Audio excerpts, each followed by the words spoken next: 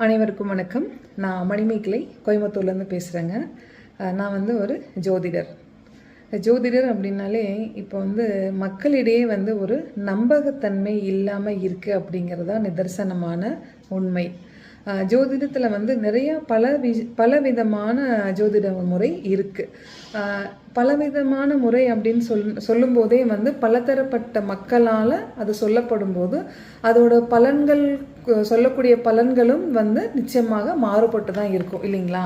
அந்த மாதிரி மாறுபட்ட விஷயங்களாக இருந்தாலும் மக்களுக்கு ஒரு ஜாதகருக்கு அது துல்லியமாக அது கொடுக்கக்கூடிய விஷயங்களை நடக்கக்கூடிய நிகழ்வுகளை துல்லியமாக சொல்லக்கூடிய விஷயமா இருந்தால் ஜோதிடத்தின் மேலே நம்பகத்தன்மை இல்லாமல் இருக்காது. ஆனால் இப்போ பார்த்தீங்க அப்படின்னா ஜோதிடம் என்னாலே வந்து முந்தைய காலத்தில் வந்து ஜோதிடர் அப்படின்னாலே அவர் மருத்துவம் சார்ந்த விஷயங்களையும் கற்றக்கூடிய ஜோதிடராக தான் அவங்க இருந்தாங்க.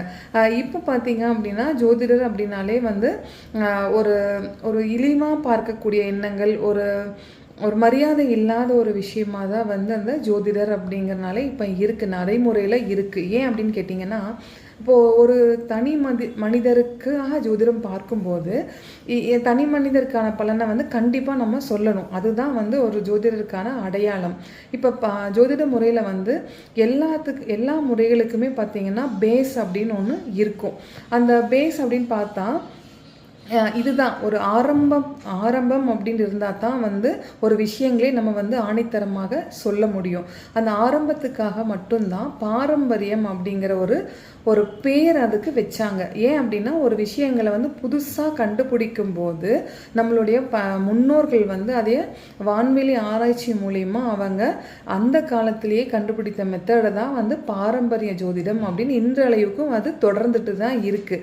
இப்போ பாரம்பரியம் ஜோதிடம் வந்து நான் தவறு என்று நான் சொல்லவே இல்லைங்க. ஏன்னா பேஸ் வந்து பாரம்பரியம் தான். எப்படி அம்மா அப்பாவோ அது போல தான் வந்து பாரம்பரிய முறை அப்படிங்கிறது கண்டிப்பாக நமக்கு தேவை. ஏன்னா ஒரு 12 ராசி கட்டத்தோடு வந்து இந்த பிரபஞ்சம் முடிவடையவே கிடையாது. அதையும் தாண்டி நிறையா கிரகங்கள், நிறையா வந்து ஒரு வான்வெளி மண்டலங்கள் நிறையா இருக்குது. இதை தான் வந்து நிதர்சனமான உண்மை. நம்ம வெறும் 12 ராசிகளையும் 27 நட்சத்திரத்தையும் வச்சு நம்ம பலன் வந்து ஒரு முறையை வந்து கையாண்டிருக்காங்களே தவிர அது மட்டுமே ஒரு துல்லியமான பலனை வந்து கொடுக்க முடியாது அப்படிங்கிறதுக்கான நிறைய சான்றிதழ் முன்னாடி இப்போ நிறைய வழிகளை வந்து கண்டுபிடிச்சி இருக்கக்கூடிய மெத்தட்ஸ் நிறையா இருக்கிறனால நம்ம பார்க்கலாம். இப்போ நிறைய மெத்தட் இருக்குது. பாரம்பரியம் இருக்குது, கேபி, அதே போல் ஏஎல்பி, நிறைய விஷயங்கள் வந்து நம்ம சொல்கிறாங்க. பட் எதில் துல்லியமான ஒரு பலன் இருக்கா அப்படின்னா அந்த இடத்துல வந்து கேள்விக்குறியாக தான் இருக்குது. அதனால தான் வந்து ஜோதிடம் அப்படின்னாலே வந்து ஒரு பேசும் பொருள் இல்லாமல் அதை வந்து ஒரு ஆத்தரைஸ்டு இருக்கக்கூடிய, அதாவது அங்கீகரிக்கப்பட்ட ஒரு தொழிலாக அது வந்து இன்னிமே வந்து அது கொடுக்க முடியாமல் இருக்குது. ஏன்னா ஜோதிடம்னாலே நிறையா வந்து நம்ம அவங்களுக்கு ஒரு போலியான ஒரு புரிதலை கொண்டு வரணும் அப்படின்ட்டு நம்ம அதை பார்த்தாலே நம்ம இவங்களை இப்படி தான் இருக்கணும் அப்படிங்கிறதுக்கான ஒரு ட்ரெஸ் கோடோடு அவங்க இருக்கிறது வந்து மக்களிடையே வந்து பார்த்திங்கன்னா இந்த காலத்தில் வந்து மக்கள் வந்து ரொம்பவே ஜென்சியாக மாறிட்டு இருக்காங்க. அவங்களுக்கு தேவையான ஒரு விஷயங்கள் கிடைக்கணும் அப்படிங்கிற தேடுதல் இருந்தாலும் இந்த மாதிரி இந்த வருஷம் வந்து உங்களுக்கு ஃபுல்லாக இது நடக்கும், நீங்கள் கோடீஸ்வரர் ஆயிடுவீங்க, நீங்கள் ஓஹோன்னு இருப்பீங்க, உங்கள் வாழ்க்கை துறை மாறும் அப்படின்னு சொல்லக்கூடிய சனி பெயர்ச்சி, குரு பெயர்ச்சி, ராகுகேது பெயர்ச்சின்னு சொல்லும்போது ஆணி வந்தால் மாற மாட்டோம், ஆவணியில் வந்தால் டாப்பாக போயிடுவோம் அப்படிங்கிற மாதிரி நிறைய விஷயங்கள் வந்து இது மக்களிடையே நம்ம சொல்லக்கூடிய வருஷம் மாறும்போது மக்கள் வந்து எதை தின்னா அவங்களோட இருக்கக்கூடிய கஷ்டம் தீரும் அப்படிங்கிற நிலையில தான் அவங்க வந்து ஒரு ஜோதிடரையோ இல்லை ஒரு கன்சல்டன்ட்டையோ ஒரு டாக்டரையோ அணுகிறாங்க. இப்போ பாரம்பரிய முறை அப்படின்னு சொல்கிறது என்னன்னு பார்த்தீங்க அப்படின்னா, ஒரு எம்பிபிஎஸ் படிக்கிறோன்னு வச்சுக்கோங்களேன். அந்த எம்பிபிஎஸ்சில் ஒரு வருஷம் வந்து ஃபிசியாலஜி அப்படிங்கிற ஒரு உடற்கூறு எப்படிப்பட்ட இருக்குது அப்படிங்கிறத படிக்கிறது தான். அது போல தான் இந்த பாரம்பரிய மெத்தடுமே. என்னென்னலாம் இருக்குதுன்னு நம்ம பார்த்துக்கணும். அதுக்குள்ளே போகும்போது அது ஒரு ஸ்பெஷலிஸ்ட் இருக்குது இல்லைங்களா, அந்த ஸ்பெஷலிஸ்டான படிப்பை நம்ம படித்தா மட்டும்தான் ஒரு நிபுணத்துவம் அதில் கண்டிப்பாக கிடைக்க முடியும். அதைத்தான் நம்ம வந்து கேஇ அப்படிங்கிற ஒரு மெத்தட் வந்து துல்லியமாக நமக்கு அதை கொடுக்குது. எப்படின்னு சொன்னீங்கன்னா, இப்போ அதில் வந்து சனி பயிற்சி வந்தால் கண்டிப்பாக நீங்கள் வந்து நல்லா இருக்க முடியாது, ரொம்ப பயந்துட்டு, குரு பயிற்சி வந்தால் எல்லாத்துக்கும் நல்லா இருக்கும் அப்படின்னு சொல்லக்கூடிய விஷயங்கள் இப்போ நடைமுறையில் இருக்குது. ஆனால் நிச்சயமாக கேஇ முறை ஜோதிடம் வந்து அப்படி இல்லவே இல்லை, அப்படி சொல்லவே கிடையாது.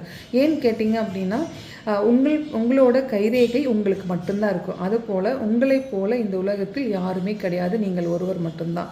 உங்களோட பலன் நீங்கள் மட்டும்தான் அனுபவிக்க முடியும்.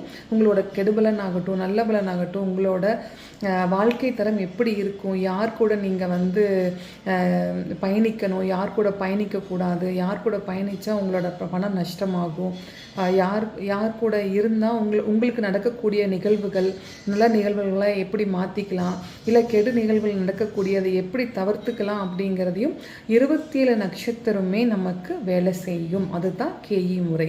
இந்த எல்லாருமே வந்து ஆரம்ப காலத்தில் இருக்கக்கூடிய பழமொழிகள் எல்லாமே அந்த காலத்தில் முன்னோர்கள் கொடுத்தது தான். நம்ம வந்து அதைய சரியாக படிக்காமல் பாதியாக வந்து இப்போ ஒரு சமையலே நீங்கள் எடுத்துட்டிங்கன்னா பாதியாக வெந்த சமையலை நம்ம சாப்பிட முடியாது. அது மாதிரி தான் வந்து பாதியாக ஒன்று புரிஞ்சுட்டு ஒவ்வொருத்தரோட மனிதனும் ஒவ்வொன்றும் புரிய நிறையா விஷயங்கள் தவறுதலாக மக்களிடையே சேர்ந்தனால தான் அங்கீகாரம் கிடைக்கல அப்படிங்கிறது என்னோட தனிப்பட்ட முறை கருத்துங்க. இதை வந்து நீங்கள் வந்து புரிஞ்சுட்டு உங்களோட ஜாதகம் இப்போ ஒரு எக்ஸாம்பிளுக்கு வந்து ஒரு சுரேஷ்னு ஒருத்தர் இருக்காங்கன்னா, அந்த சுரேஷை எத்தனையோ சுரேஷ் இருப்பாங்க.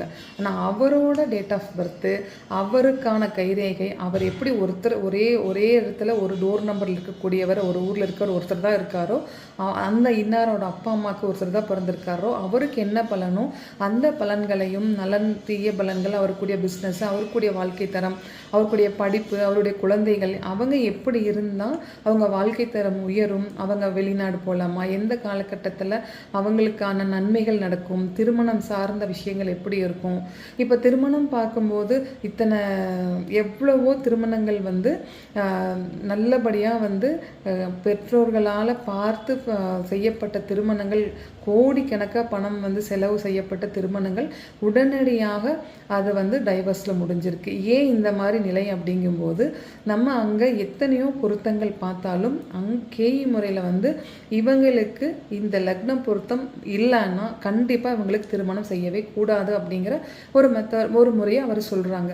அது வந்து உண்மையிலையுமே கரெக்டாக இருக்குது. அது நாட் ஒன்லி ஃபார் வந்து கல்யாண உறவுக்காக இல்லைங்க, அதை தாண்டி நம்மளுடைய சமூகத்தில் இருக்கக்கூடிய நம்ம பார்ட்னர்ஸ், நம்ம பழகக்கூடிய ஃப்ரெண்ட்ஷிப்பு, நம்ம ரிலேஷன்ஷிப் யாராக இருந்தாலும் அந்த முறைகளை வந்து கையாளும் போது அந்த உறவுகள்னால நமக்கு மனக்கசப்பை தவிர்த்து கொள்ளலாம் அப்படிங்கிற விஷயத்தையும் நம்ம இதை துல்லியமாக எடுக்க முடியும். அதனால தான் இந்த துல்லிய 27 நட்சத்திர முறையும் நமக்கு வேலை செய்யும் அப்படிங்கிற இந்த கேஇ முறையை வந்து நாங்கள் பார்த்துட்ருக்கோம். உங்களுக்கு கண்டிப்பாக கன்சல்டேஷன் வேணும்னா கண்டிப்பாக கால் பண்ணுங்கள். உங்களுக்கு உதவ நாங்கள் தயாராக இருக்கோம். நன்றி, வணக்கம். எங்களோட நம்பர் 9600228578. நன்றிங்க. வாழ்க வளமுடன்.